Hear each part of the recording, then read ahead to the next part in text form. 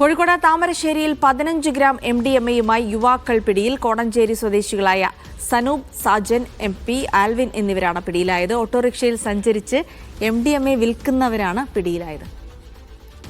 Sameer C. Muhammad വിവരങ്ങൾ നൽകും. സമീർ, എന്തൊക്കെയാണ് വിവരങ്ങൾ?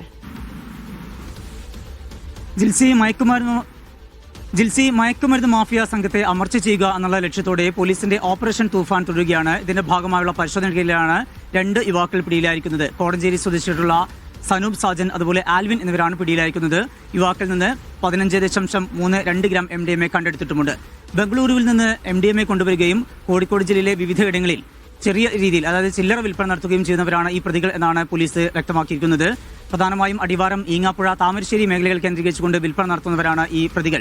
ഇവർ ഓട്ടോറിക്ഷയിലാണ് ഈ MDMA കടത്തിക്കൊണ്ടുപോയിരുന്നത്. അത് വിൽക്കാനായി കൊണ്ടുപോവുകയായിരുന്നു. ഇതിനിടയിലാണ് പിടിയിലായിരിക്കുന്നത്. ഇവിടെ ഓട്ടോറിക്ഷയും അന്വേഷണ സംഘം പിടിച്ചെടുത്തിട്ടുണ്ട്.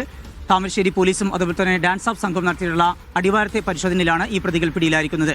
ഇവരുടെ സാമ്പത്തിക ഭദ്രത സംബന്ധിച്ച്, അതായത് ഇവരുടെ സാമ്പത്തിക നേട്ടങ്ങൾ സംബന്ധിച്ച് കൂടിയുള്ള അന്വേഷണം ഉണ്ടാകുമെന്ന കാര്യം കൂടി പോലീസ് പറയുന്നുണ്ട്. എത്രമാത്രം ഇവർ വിൽപ്പന നടത്തിയിട്ടുണ്ട്, അതുപോലെ എത്രമാത്രം സാമ്പത്തിക നേട്ടം ഉണ്ടാക്കിയിട്ടുണ്ട് തുടങ്ങിയ കാര്യങ്ങൾ കൂടി കണ്ടെത്തേണ്ടതുണ്ട്. അവരുടെ ബാങ്ക് അക്കൗണ്ടുകൾ കേന്ദ്രീകരിച്ചുള്ള അന്വേഷണം ഉണ്ടാകുമെന്നാണ് താമരശ്ശേരി പോലീസ് വ്യക്തമാക്കുന്നത്. ജിൽസി. ശരി, സമീർ C. മുഹമ്മദാണ് വിവരങ്ങൾ നൽകിയത്.